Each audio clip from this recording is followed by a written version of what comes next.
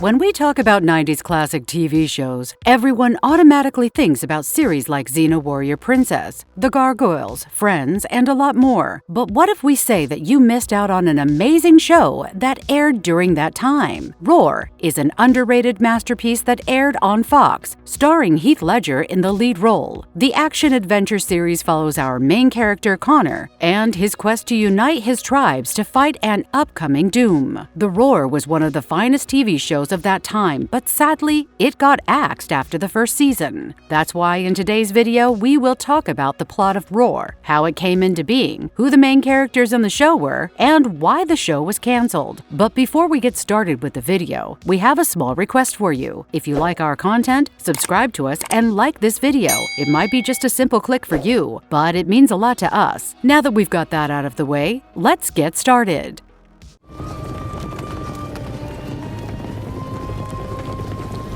Idea behind the creation of the Roar. Have you ever wondered what you'll get if you put Star Wars, Bonanza, Excalibur, Conan the Barbarian, and The Lion King in a mixer and give it a full blast? Well, the answer would be Heath Ledger's Roar. It is a series set in 400 AD that follows an Irish prince named Connor, played by 18-year-old Heath Ledger. After King Gar murders Prince Connor's family, he sets off on a mission to complete his father's dream to unite all the Celtic clans and fight off the Romans from their land. The series was created by Sean Cassidy and Ron Koslow, and it started airing on Fox from July 14th to September 1st, 1997. Prominent actors like Vera Farmiga, Lisa Zane, Jean St. Ryan, and Sebastian Roche were also a part of the show. The series was deeply connected with Christian mythology, Celtic mythology, and Druidism, and that's why it was loved by a lot of people. If you look at the rating of the series on IMDb, you'll find that the show stands at a rating of 7.2 out of 10, which isn't that bad of a rating. But during the time it was being aired, the show was not received well by the audience. That's why the series was discontinued after the 8th episode, and the final 5 episodes were not aired until 2000. Some people even claim that the series was discontinued because it had direct competition from Buffy the Vampire Slayer, which stands at an 8.3 rating out of 10 on IMDb. Although the real reason behind the discontinuation of the show can be argued upon, it is undeniable that the show was not the best it could have been. If you look at the show, you'll find that some of the actors' acting was not up to the mark. The series moves at an extremely slow pace, with new characters being introduced every episode for them to be killed in the very same episode. Even Heath Ledger, who received Oscars for his acting later down the line, had a terribly written character, which also reflected in his acting. And we're happy that the series got discontinued because that allowed Heath to work on other projects that gave him the fame and fortune he deserved. Overall, the concept and the idea behind the show were great, but the show's makers couldn't create a convincing story and a screenplay that would keep the viewers engaged.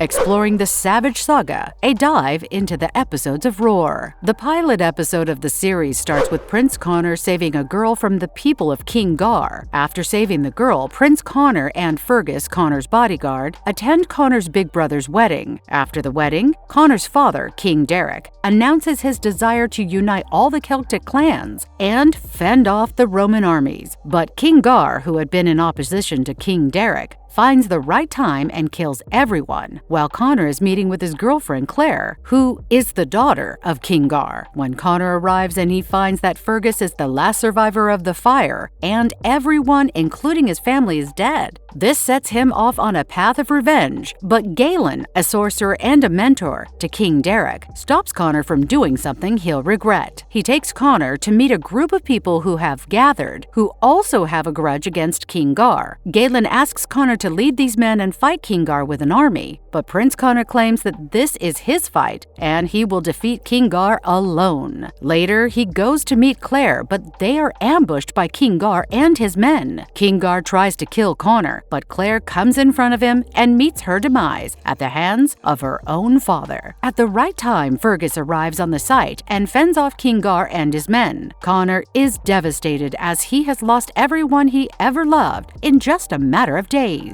But Galen shows him the real path by asking him if he can hear the roar. The roar is a primordial sound and echoes from the earth and can be heard by everyone destined for greater purpose. After hearing the roar, Prince Connor has a change of heart and decides to lead the army comprising Tully, Catelyn, Fergus, and others into a battle with King Gar. They successfully infiltrate King Gar's castle and defeat everyone. During the struggle, Galen comes face to face with Longinus, who is a Roman centurion responsible for killing Christ. That's why he has been cursed with immortality to live with the regret of his crime. Longinus has only one goal: to die in peace, but he is never granted death. Longinus asks Galen if he can kill him, but Galen denies his request. This agitates Longinus, and he attacks Galen. Galen is injured, but still manages to defeat Longinus. Later, Connor confronts King Gar and defeats him. He leaves the site without killing the king, but soon he is ambushed by Queen Diane, the wife of King Gar. Diane picks up Connor's sword and walks towards him, but in a surprising twist of events, Diane kills her own husband. After King Gar's death, Diane becomes the ruler of their tribe, and Connor goes on a mission to unite all the Celtic tribes to fight the Roman soldiers. In the next episode, we're introduced to a merchant named Quadras, who persuades Prince Connor to buy a magical powder that he calls the Atmos. The Atmos is a primordial form of gunpowder. Prince Connor decides to buy all the Atmos with the intention of destroying it, but Longinus steals all the Atmos because he wants to kill himself with the help of the Atmos. Using the Atmos, Longinus creates various weapons for Queen Diane, and she invades the neighboring tribe led by Vorgine to ask for their loyalty, or she'll destroy them. But Prince Connor witnesses this and finds that the Atmos is with Longinus and Queen Diane, so he asks Quadras to prepare more Atmos to fight back and defeat Queen Diane. The two parties get into a furious battle with the help of weapons created by the Atmos. Due to the smoke created by the use of the Atmos, Connor asks his army to fall back because they were accidentally attacking their own men due to the smoke screen. But suddenly, Queen Diane assembles a new weapon that looks like a primordial form of the cannon. She uses the cannon to attack Connor's army, but Quadras comes between the attack and meets his demise. This makes Prince Connor's resolve to destroy the Atmos even stronger because he witnessed what the element is truly capable of. Connor and his team decide to steal the Atmos and infiltrate Queen Diane's castle, but someone has already stolen all the Atmos from Diane's armory. Thus, Connor and his team somehow escape from the castle and find that Vorgine's village is on fire. When Connor goes to investigate, he finds that it was Longinus who had stolen all the Atmos. He wanted to detonate the Atmos and take down the village along with himself. As Connor escapes the village, Longinus sets himself on fire, and the Atmos destroys everything in the surrounding. But in the end, Longinus's attempts to kill himself are futile because he is still not dead. In the third episode of the series, we're introduced to a new character named Glass, a 7-year-old boy chosen by the Druids to be the father because he possesses some magical powers. 3 Druids are tasked with taking Glass to Kabod so that the High Council can crown him. When the Druids are traveling, they are killed by some unknown men, but one of the Druids manages to save the kid and escape. Luckily, Prince Connor and his companions find the injured Druid, and the Druid asks them to take the boy to Kabod. So Connor and his team set out on a quest to take the kid safely to Kabod. On their way, they are ambushed, and Queen Diane takes the boy with her. It turns out that Diane is after the boy because Longinus wants to know the location of the Spear of Destiny, which is the only weapon that can kill him. But before Glass can say anything, Connor takes Glass with him on the pretext of hunting. The next day, Connor and his men fool Diane's army and take the boy with him. When they are ambushed by the Roman soldiers, Fergus, Catelyn, and Tully make the sacrifice and ask Connor to take the kid to Kabod. Connor does as asked, but before he can reach the location, he is attacked by the same men who killed the Druids in the initial moments of the episode. When Connor wakes up, he finds himself and the boy tied, but to his surprise, his companions are alive and come to his rescue. After defeating the men, Connor takes the boy to Kabod, where the High Counselors thank him for his assistance, and Connor leaves. But later, Connor realizes that the High Counselors were the ones who tried to assassinate the boy because if he's crowned the father, everyone would listen to him and not to the counselors. So Prince Connor and his companions disguise themselves and infiltrate Kabod to attend Gloss's crowning ceremony. While Gloss is being crowned, an assassin tries to shoot him, but Queen Diane comes in front of the kid and is shot in the hand. Connor tries to save Gloss, but is attacked by the same man who was tasked to assassinate the boy. Having no option left, Gloss kills the man himself and is crowned as the new father. He thanks Connor for his assistance, and Connor and his friends leave for the village. Just like this, the story of this series keeps moving forward. We're skipping all the other episodes except for the last two, because if we go on to explain everything, this video will be too long, and you'll also not have a reason to go and watch the series for yourself. So let's talk about how the show ended. The 12th episode of the series starts with Catelyn finding out that Prince Connor and Molly, Fergus's daughter, are dating.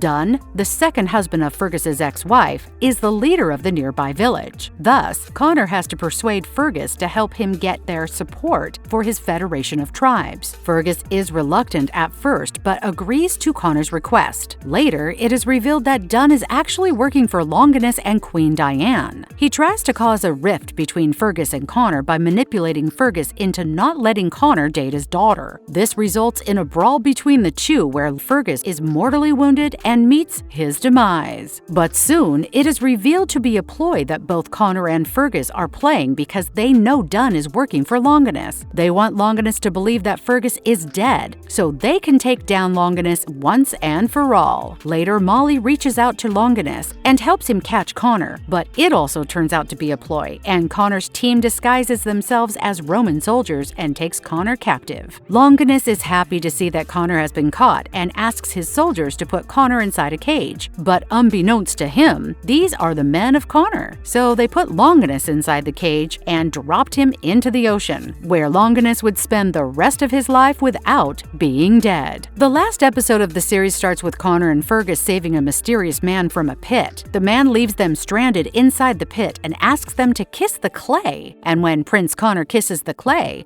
turns into a beautiful girl. They take the girl with them to the celebration they're going to, where one of the rival warlords demands the girl. But Connor is unwilling to give the girl. Thus, Queen Diane asks one of his soldiers to attack Connor and take the girl during the night. When night falls, one of Connor's friends warns him about Queen Diane's soldiers, and they make a run for it. But the soldiers catch up to them, so Connor and Fergus have to fight off the soldiers. Watching Connor in danger, the girl comes to save him, but when her hand is slashed, it turns out her blood has the ability to turn anything up in flames. The soldiers run away when she sets two of the soldiers on fire, and she also accidentally sets Connor on fire and runs away. Later, Connor and his team find out that the girl is actually a fire sprite. Connor tries to find the fire sprite, but Queen Diane gets a hold of her first. She takes the girl and gives it to the rival warlord, who demanded the girl in the initial moments of the episode. But Connor and his crew arrive on time to save the fire sprite and take her to safety. Since the girl knows what she is, it is dangerous for her to stick with Connor and his team. To protect Prince Connor and his team, the fire sprite jumps into a fire pit and returns to where she belongs.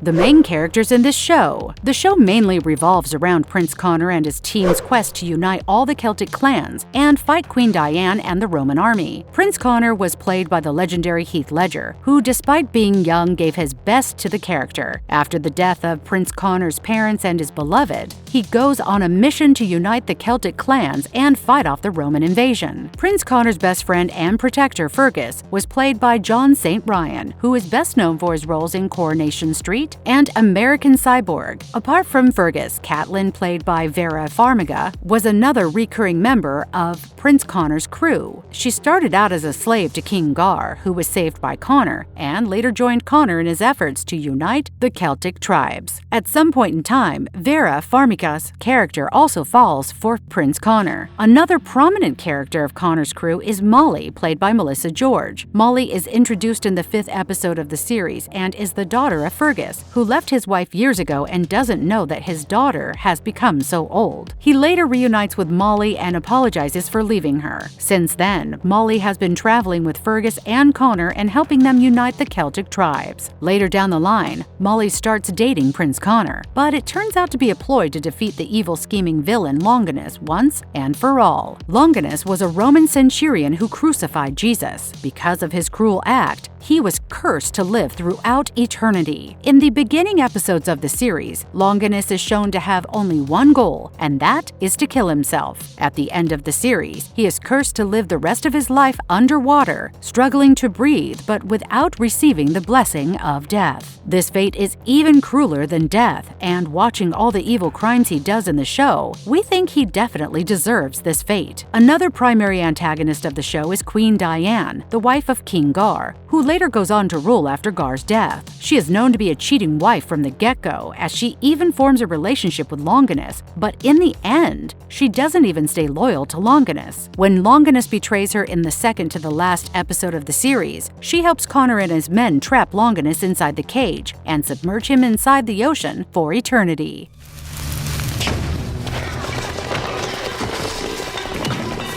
Unraveling the popularity of the classic TV series. The Roar was an original and well-developed concept from Sean Cassidy. Even though the show didn't have many popular actors, Roar was well-liked by a general audience because of the unique concept and the excellent storytelling of the show. The show primarily consisted of new actors whom the audience had never seen before, but the cast proved their mettle with their acting and won the audience's heart. It was one of the best-written classic shows of that time, but unfortunately, the show was axed after its first season. There are multiple reasons behind the potential cancellation of the show. First and foremost, the show was not marketed properly. Only a few promos for the show were running on the television, which didn't properly showcase what the show was really about. So it attracted the wrong audience, who thought it would be similar to Hercules, The Legendary Journey, or Xena, Warrior Princess. But Roar wasn't anything like Hercules or Xena. It was its own show, and if the promotions of the show had been done well, the show would have found its original audience and might have gotten the love it deserved. The best part about the series is how they beautifully intertwined elements from myths, magic, Christianity, and Druidism in the show. Although the show had multiple weaknesses in its plot, and some things might appear too cringy, the actors' sheer conviction and well-written storyline made up for all its flaws. Overall, it was a great show considering it was running on a very tight budget, beating the conception of the general audience that canceled shows are not good, and no one would really like them. Roar proves them wrong. We urge you to try this show and watch the history adventure nerd inside you jump with joy.